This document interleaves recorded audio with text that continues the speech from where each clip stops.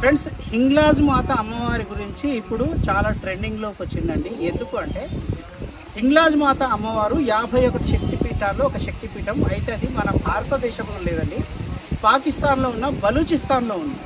ఇప్పుడు ఆ బలూచిస్తాన్ స్వతంత్ర పోరాటం, పాకిస్తాన్ నుంచి వేరుపడేందుకు పోరాటం చేస్తున్న వేళ మళ్ళీ హింగ్లాజ్ మాత గురించిన వార్తలు వైరల్గా మారాయన్నమాట. అయితే హింగ్లాజ్ మాత అమ్మవారిని దర్శించుకోవాలని భారతదేశానికి చెందిన హిందువులు చాలా తప్పించినప్పటికీ కూడా అయితే అక్కడున్న ఈ సరిహద్దుల సమస్యల దృష్ట్యా చాలామంది వెళ్ళలేకపోయారు. అయితే ఈ మధ్య ఆ బలూచిస్తాన్ స్వతంత్రం కోసం చేస్తున్న పోరాటంలో మేము స్వతంత్రంగా మారాన్ని ప్రకటించుకున్న తర్వాత ఇప్పుడు ఆ బలూచిస్తాన్ అమ్మవారిని అంటే బలూచిస్తాన్లో ఉన్న హింగ్లాజ్ అమ్మవారిని దర్శించుకునేందుకు చాలామంది భారతీయులు ప్రయత్నిస్తున్న వేళ మీకు మన హైదరాబాద్ దగ్గరలో ఉన్న హింగ్లాజ్ అమ్మవారి ఆలయాన్ని చూపించడానికి నేను ఈరోజు వచ్చాను. Hi friends, welcome back to Telugu thoughts channel. నేను మీ శ్యామ్ అనుమాల. ఈరోజు మనం హైదరాబాద్ శివార్లలో మేడ్చల్ జిల్లా మూడుచింతలపల్లి మండలం ఉద్దమరి గ్రామం సమీపంలో ఉన్న హింగ్లాజ్ మాత ఆలయానికి వచ్చామండి. ఇక్కడే మల్లికార్జున స్వామి వారు కూడా వేంచేసి ఉంటారు. మీరు మల్లికార్జున స్వామి ఆలయం ఉద్దమరి అని సెర్చ్ చేస్తేనే ఈ ఆలయానికి సంబంధించిన లొకేషన్ మీకు దొరుకుతుంది. ఆ ప్రయత్నం చేయండి. ఇక మరి ఆలస్యం ఎందుకు, హింగ్లాజ్ మాత అమ్మవారిని దర్శించుకుందాం. ఎందుకంటే చాలా అరుదైన అమ్మవారి రూపం అండి. అందుకే ఈ హింగ్లాజ్ భవానీ మాత దర్శనం చేసుకోవడం చాలా అదృష్టం ఉంటే తప్ప జరగని పని. మరి ఈరోజు మీకు నా వీడియో ద్వారా ఆ అదృష్టాన్ని కలిగించే ప్రయత్నం చేస్తున్నాను. మీరందరూ సిద్ధమేనా? అయితే ఎందుకు ఆలస్యం, వెళ్దాం పదండి. భగవద్గీత 2వ అధ్యాయము సాంఖ్యయోగము 31వ శ్లోకము. స్వధర్మమపి చావేక్ష్య న వికంపితుమర్హసి ధర్మ్యాద్ధియుద్ధాత్ శ్రేయోన్యత్ క్షత్రియస్య న విద్యతే. భావం: ఇది నీ స్వధర్మమే అయినా దాని గురించి తెలుసుకుని నీవు చలించకు. ఎందుకంటే ఒక క్షత్రియుడికి ధర్మయుద్ధంలో పాల్గొనడానికి మించిన కర్తవ్యము, అదృష్టము మరొకటి లేనే లేదు. మేడ్చల్ జిల్లా మూడుచింతలపల్లి మండలం ఉద్దమరి గ్రామం సమీపంలో ఉన్న ఈ ఆలయానికి వెళ్ళాలంటే కీసర ఔటర్ రింగ్ రోడ్ చౌరస్తా నుంచి బొమ్మల రామారం రోడ్లోకి వెళ్ళి రంగాపురం, రామలింగాపల్లి, తూంకుంట గ్రామాల గుండా సుమారు 16 కిలోమీటర్ల దూరం వెళ్తే ఉద్దమర్రి గ్రామం కంటే ముందు ఎడమవైపు ఈ సాయిబాబా ఆలయం బోర్డు కనిపిస్తుంది. ఇక్కడే కుడివైపు ఆలయం ఉంటుంది, కానీ ఏ బోర్డు కనిపించదు. మెయిన్ రోడ్ మీద నుంచి చూస్తే ఆలయం ఉన్నట్లు కూడా తెలియదు. ఈ మర్రి చెట్లు దాటిన తర్వాత మాత్రం ఆలయం పచ్చటి ప్రకృతి మధ్య అందంగా కనిపిస్తుంది.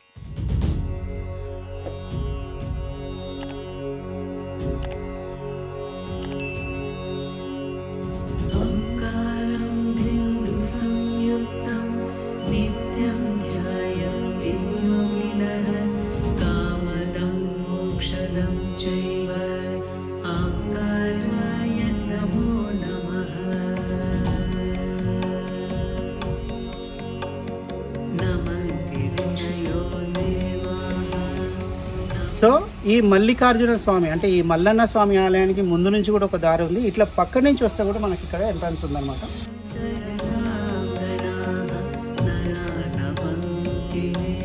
ఇక్కడ మనకు అమ్మవారు కాళికామాత అమ్మవారి విగ్రహం చూడండి. బహుశా తవ్వకాలలో లభించిన విగ్రహం అని అయితే నేను అనుకుంటుంది. అదేవిధంగా శివలింగం ఉంది చూడండి.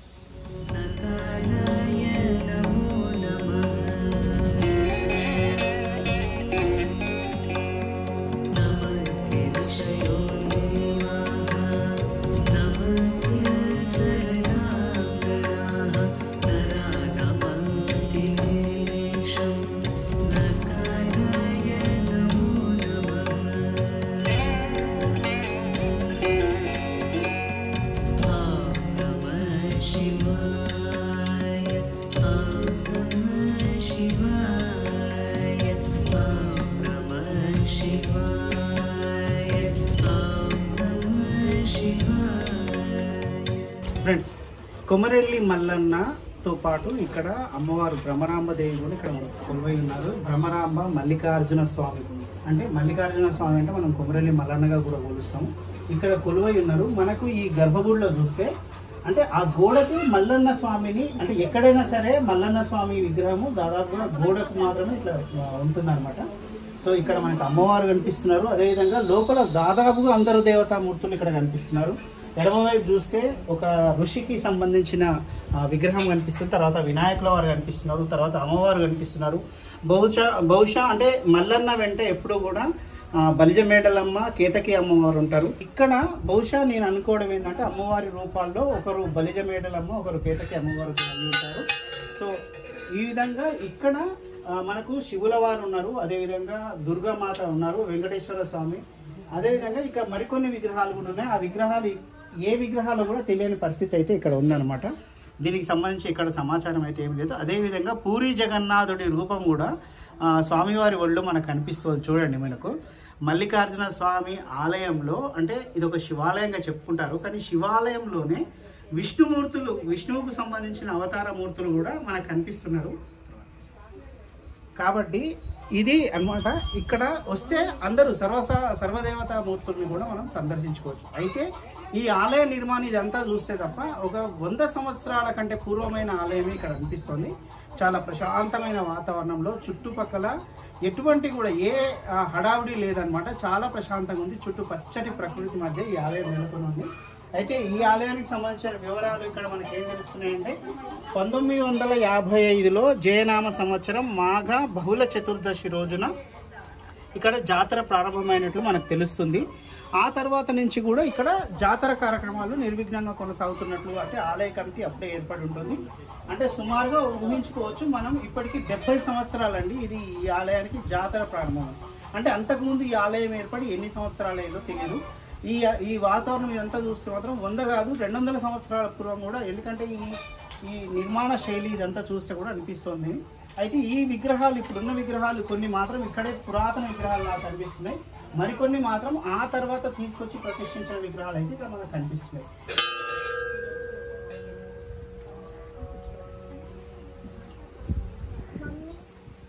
చూడండి మీరు ఇక్కడ పైన కూడా అంటే ఒక పాము పడగ విప్పితే దాని కింద గంట వేలాడుతున్నట్లుగా, అది విధంగా అది చుట్టలుగా చుట్టుకొని ఉన్నట్లుగా కూడా, అంటే ఇది పాత రకం నిర్మాణ శైలి అనమాట. ఇప్పుడు మాత్రం ఇలాంటి నిర్మాణ శైలి కనిపించట్లేదు. చాలా పెద్ద పెద్ద బండరాలని ఇక్కడ పైకప్పుగా పేర్చి మనకు కనిపిస్తుంది. చాలా బాగుందండి ఆలయం.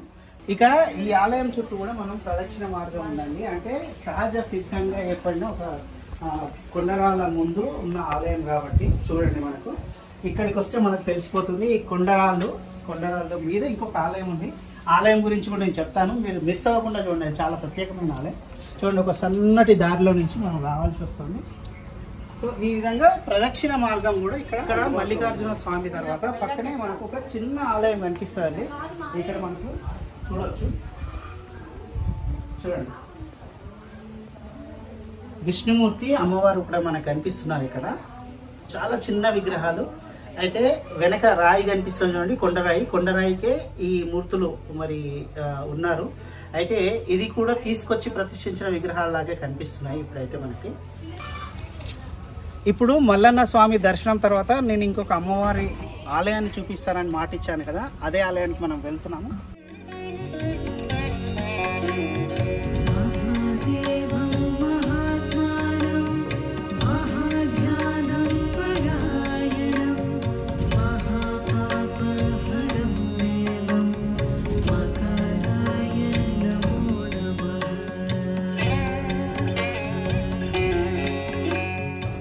సో ఇప్పుడు మనం వచ్చింది కూడా అదే హింగ్లాజ్ మాత అమ్మవారి ఆలయానికి వచ్చాము. మనకి ఎంట్రీలోనే చూడండి చిన్న అంటే ఒక దీపం వెలుగుతూ ఉంటుంది. ఇక్కడ నాకు తెలిసి ఇది ఒక అఖండ దీపం వెలుగుతూ ఉంటుంది. ఆ తర్వాత చూడండి, పచ్చటి ప్రకృతి మధ్య చుట్టూ కూడా ఎంత అద్భుతంగా ఉంది చూసారా. పచ్చటి ప్రకృతి మధ్య ఎంత అద్భుతమైన ఆలయం చూడండి. ఇక్కడి నుంచి మనకు అమ్మవారు కనిపిస్తున్నారు చూడండి.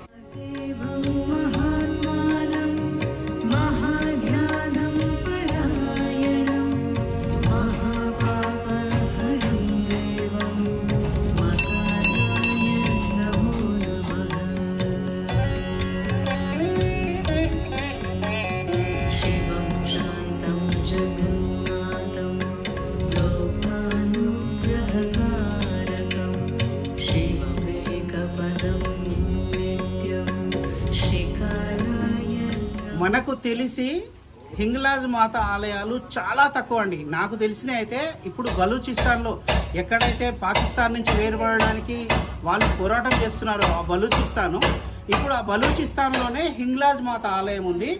ఆ తర్వాత మరికొన్ని 1-2 చోట్ల హింగ్లాజ్ మాత ఆలయం ఉన్నట్టుగా నేను విన్నాను. కానీ ఇప్పుడు మాత్రం మన హైదరాబాద్ శివార్లలో నేను చూసింది మాత్రం ఇక్కడ హింగ్లాజ్ మాత అండి.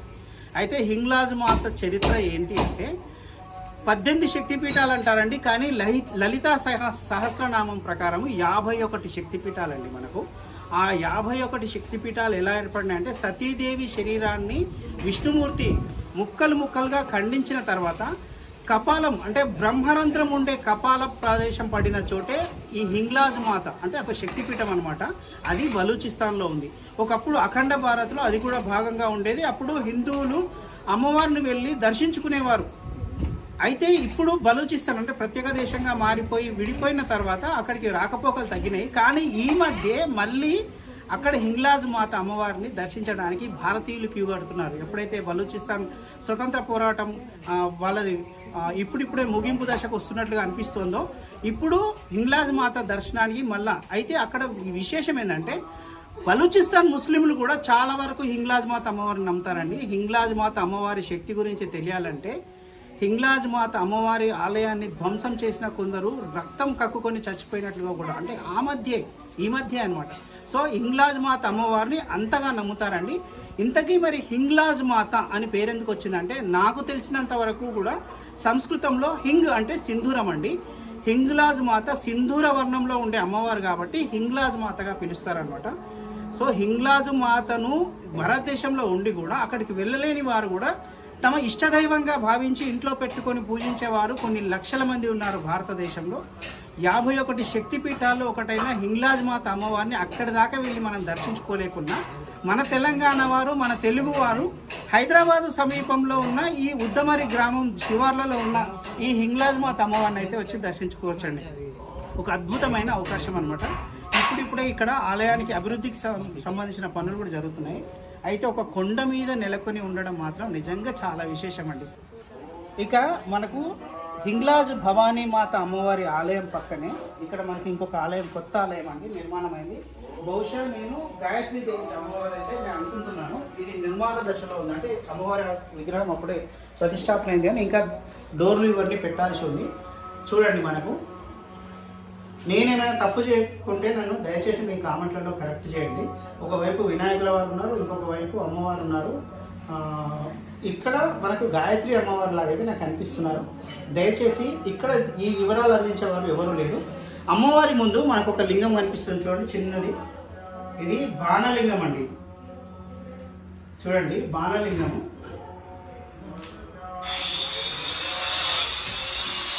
సో ఇది అండి ఇక్కడ. ఇక ఈ అమ్మవారి ఆలయానికి ఇప్పుడు మనకు వినిపిస్తుంది చూడండి సౌండ్. ఇది లిఫ్ట్ కడుతున్నారండి. అంటే పెద్దవాళ్ళు కూడా ఎవరైనా వస్తే, అంటే ఇది బహుశా నాకు తెలిసి ఈ 10-15 రోజుల్లో ఈ లిఫ్ట్ వర్క్ కంప్లీట్ అవుతుంది. ఈ పెద్దవాళ్ళు ఎవరైనా వచ్చినా సరే ఈ మెట్లు ఎక్కాల్సిన అవసరం లేకుండా ఈ లిఫ్ట్లో పైకి వచ్చి అమ్మవారిని దర్శించుకోవచ్చండి. నిజంగా ఈ ఆలయ కమిటీ వాళ్ళకు దీనికి సంబంధించి అయితే నేను ధన్యవాదాలు చెప్తున్నాను. ఇంత చిన్న ఆలయాన్ని కూడా ఒక లిఫ్ట్ ఏర్పాటు చేసి పెద్దవాళ్ళు వచ్చే విధంగా భక్తులకు ఇబ్బంది కలగకుండా చూడడం మాత్రం నిజంగా చాలా గ్రేట్. ఇక అమ్మవారి ఆలయం చుట్టూ కూడా ఒకసారి చూసే ప్రయత్నం చేద్దాం రండి. చూడండి, అమ్మవారికి ఎవరైతే కోరిన కోరికలు తీరడానికి ముడుపులు కట్టే ఆచారం కూడా ఇక్కడ ఉన్నట్టు మనకు తెలుస్తుంది. ఇక్కడ ఉన్న ఈ ముడుపుల్ని బట్టి. ఇక భద్రకాళి అమ్మవారు అండి ఇప్పుడు మనకు కనిపిస్తున్నారు చూడండి. చేతిలో పుర్రె ఉంది, అదేవిధంగా మరికొన్ని ఆయుధాలు పట్టుకొని ఉగ్ర రూపంతో కనిపిస్తున్నట్టుగా ఇక్కడ మనకు భద్రకాళి అమ్మవారు కనిపిస్తున్నారు. చిన్న శివలింగము, నందీశ్వరుడు. చూడండి ఈ చెట్లు చూడండి, ఈ ప్రకృతి నిజంగా ఎంత అద్భుతంగా ఉంది, చాలా అద్భుతంగా ఉంది. ప్రస్తుతానికి మాత్రం నేను ఇక్కడ తాళం ఉందండి. నేను వచ్చిన సమయానికి మాత్రం ఎవరూ లేని కారణంగా నేను లోపలికి వెళ్ళి అమ్మవారి అయితే మీకు స్పష్టమైన రూపంతో చూపించే అవకాశం అయితే నాకు కలగడం లేదు, వీలైనంత వరకు కూడా. అయితే అమ్మవారి ఎదురుగా ఒక అఖండ దీపం అయితే ఉంది చూడండి, చాలా విశేషం అండి. ఎక్కడైనా సరే ఆలయాల్లో ఒక అఖండ దీపం ఉంది అంటే అవన్నీ కూడా శక్తి కేంద్రాలుగా మనం భావించాలండి. చూడండి, అందుకే అమ్మవారిని జై హింగ్లాజ్ భవానీ మాత అని ఇక్కడ పిలుస్తారండి. చూసారు కదా, మనకు ఆ అఖండ దీపం వెనకే ఇంకొక అమ్మవారి రూపం ఉందండి. మనం కొద్దిగా పక్క నుంచి చూస్తే మనకు కనిపిస్తుంది అమ్మవారు. చూడండి, నుదుటన పసుపు ధరించి ఉన్న అమ్మవారు అన్నమాట మనకు. చూడండి. సో హింగ్లాజ్ భవానీ మాత సంబంధించిన ఆలయానికి సంబంధించిన ఇవి విశేషాలండి. ఇక్కడ మల్లన్న స్వామిని, అదేవిధంగా కొండపైన ఉన్న హింగ్లాజ్ భవానీ మాతను కూడా దర్శనం చేసుకున్నాం కదా. ఇక్కడ ఇంకొక ఆలయం కూడా ఉందండి, మనకి ఇక్కడి నుంచి కనిపిస్తుంది. చూడండి, దత్తాత్రేయ స్వామి ఆలయం. వెళ్దాం. శివం శాంతం జగన్నాథం లోకానుగ్రహకారకం శివమేకపదం నిత్యం శిఖరాయ నమో నమః. ఓం నమః శివాయ, ఓం నమః శివాయ. దత్తాత్రేయ స్వామి ఆలయం ఎదురుగా మనం ఇప్పుడు ఉన్నామండి. మనం చూడండి, ఎంట్రన్స్ లోనే స్వామివారి పాదాలు ఇక్కడ మనకు కనిపిస్తున్నాయి. ఇక ఆ తర్వాత నందీశ్వరుల వారు, శివులు వారు, ఒక పెద్ద శివలింగం అయితే ఇక్కడ మనకు కనిపిస్తుంది. ఆ తర్వాత ఇక్కడ చూడండి, దత్తాత్రేయ స్వామి అద్భుతమైన గోపురం కింద. ఓం నమః శివాయ, ఓం నమః శివాయ, ఓం నమః శివాయ, ఓం నమః శివాయ, ఓం నమః శివాయ, ఓం నమః. దిగంబర దిగంబర శ్రీపాద వల్లభ దిగంబర అని ఒక్కసారి నామస్మరణ చేస్తే చాలండి. విష్ణు అదేవిధంగా శివుల శక్తి రెండు కలిసిన శక్తి ఈ దత్తాత్రేయ స్వామివారు. వారి అనుగ్రహం ఉంటే చాలండి, ప్రపంచంలో మనకు సాధ్యం కానిది ఏమీ లేదు. ఎంత అద్భుతంగా ఉందంటే ఆలయం చిన్నదండి, కానీ చాలా పురాతనమైన ఆలయం. మనకి ఈ పిల్లర్స్ చూస్తే అర్థమైపోతుంది. అంటే ముందు కేవలం ఈ పిల్లర్స్ వరకే ఉండేదన్నమాట. ఆ తర్వాత బహుశా ఈ రాళ్లతో నిర్మాణం చేసి ఉంటారు.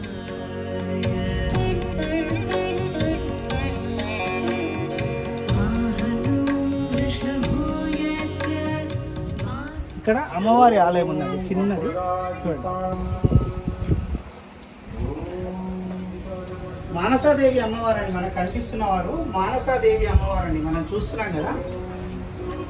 కంఠభూషణం భావే శక్తిధరం దేవం మకరాయ నమో నమః. మనకి దత్తాత్రేయ స్వామి ఎదురుగానే ఇక్కడ ఒక కోనేరు కూడా ఉందండి, చూపిస్తాను దాన్ని. వాహనం వృషభోయస్య వాసుకీ కంఠభూషణం భావే మనకు ఇక్కడ నుంచి చాలా ప్రత్యేకంగా కనిపిస్తుంది. చూడండి, అమ్మవారి విగ్రహాలు ఉన్నాయి, అదేవిధంగా ఇక్కడ పరమశివుల వారి విగ్రహం ఉంది. ఎదురుగా కోనేరు అండి. ఇది ఒక బావి నిజానికి, అయితే ఇది కోనేరు లాగా అన్నమాట. అంటే ఒకప్పుడు భక్తులు ఇక్కడికి వచ్చి స్నానాలు చేసి తర్వాత స్వామివారిని దర్శించుకోవడానికి అనువుగా. అది చాలా అద్భుతంగా ఉందండి. చుట్టూ మెట్లు కట్టి ఉన్నాయి. ఆహా. శివాయ, ఓం నమ శివాయ, ఓం నమ శివాయ చ నమ శివాయ, ఓం నమ శివాయ, ఓం నమ శివాయ, ఓం నమ శివాయ, ఓం నమ శివాయ, నమ శివాయ చ నమ శివాయ. నిజంగా ఇక్కడ బావి అంటే ఒక కోనేరు ఉంది అంటేనే ఆ నీళ్లకు ఇక్కడున్న స్వామివారికి ఎక్కడైనా సరే కోనేరు నీళ్లు ఉన్నాయంటే ఆ దేవతామూర్తికి ఆ కోనేరుకి ఖచ్చితంగా ఏదో ఒక సంబంధం ఉంటుందండి, దైవిక సంబంధం. అందుకే ఆ నీళ్లతో ఆ స్వామివారు అభిషేకిస్తే ఇష్టపడతారు ఎక్కడైనా సరే. ఇక్కడ కూడా నాకు వీలైనంతగా నాకు దొరికిన ఒక చిన్న డబ్బాతో నీళ్లు తీసుకొచ్చి అయితే స్వామివారికి అయితే అభిషేకం చేశాను. ఇంకా ఈ ఆలయానికి సంబంధించిన గూగుల్ మ్యాప్ లింక్ నేను డిస్క్రిప్షన్లో ఇస్తున్నాను. ఈ ఆలయానికి రావాల్సిన వారు ఆ గూగుల్ మ్యాప్ సహాయంతో సొంత వాహనాల్లో వచ్చే వాళ్ళు రాగలుగుతారు. ఇక ఈ ఆలయానికి సికింద్రాబాద్ నుంచి బస్సులు ఉన్నాయండి. ఉద్దమర్రి గ్రామం అంటే ఇక్కడ నుంచి ఉద్దమర్రి గ్రామం మీదుగా వెళ్ళే బస్సులు అనమాట. ఇది కూడా మనకు పెద్ద రోడ్డే అండి. ఇది సిద్దిపేట వైపు వెళ్ళే మార్గం కాబట్టి ఇక్కడ నుంచి చాలా పెద్ద రోడ్డు. సో ఇక్కడి నుంచి కూడా చాలామంది సొంత వాహనాల్లో రావచ్చు. ఇక ఆర్టీసీ బస్సులు మాత్రం సికింద్రాబాద్ నుంచి చాలా వరకు బస్సులు ఉన్నాయండి. ఉద్దమర్రి గ్రామం మీరు పేరు చెప్పి రీసెర్చ్ చేస్తే వాళ్ళు చెప్తారు. కానీ అద్భుతంగా ఉందండి. చూడండి, ఇక్కడ ఆ చుట్టూ కూడా కొండరాళ్ళు తొలిచిన తర్వాత ఇది కోనేరు అంటే బావిని తవ్వినట్టుగా మనకి కనిపిస్తుంది. ఇది నిజంగా అభివృద్ధి చేస్తే మాత్రం ఎంత బాగుంటుందంటే ఇది అంటే ఒక టూరిజం స్పాట్గా అంటే ఒక పుణ్యక్షేత్రంగా కూడా తీర్చిదిద్దొచ్చండి. ఇక్కడ మల్లన్న స్వామి వారు ఉన్నారు, అదేవిధంగా హింగ్లాజ్ భవానీ మాత ఉన్నారు, ఆ తర్వాత దత్తాత్రేయ స్వామి వారు ఉన్నారు. ఇంతమంది ఒక కొండగుట్టపై, ఇప్పుడు మనం ఉన్నది కూడా ఒక చిన్న కొండరాయి మీద ఉన్నామండి. ఈ కొండగుట్టపై వెలిసిన క్షేత్రం కాబట్టి ఇక్కడ ఒక కోనేరు, అదేవిధంగా అద్భుతమైన ప్రకృతి సౌందర్యం మధ్య అలరారుతుంది. అందులో మన హైదరాబాద్ నగరానికి అత్యంత సమీపంలో ఉంది కాబట్టి దీన్ని అభివృద్ధి చేస్తే మాత్రం నిజంగా అండి చాలామందికి ఇది అందుబాటులో చాలామంది దేవతామూర్తులను వచ్చి దర్శించుకోవడానికి అయితే వీలవుతుంది. ప్రభుత్వం కానీ అధికారులు కానీ ఎవరైనా సరే ఆ వైపుగా చర్యలు చేపడతారనేది నేను ఆశిస్తున్నా. మీరు కూడా మీకు వీలైనంతగా ఈ వీడియోని షేర్ చేయడం ద్వారా ఇలాంటి ఒక క్షేత్రాన్ని అభివృద్ధి చేయడంలో మీ వంతు పాలు పంచుకుంటారని ఆశిస్తూ సైనింగ్ ఆఫ్ మీ శ్యామ్ అనుమాల.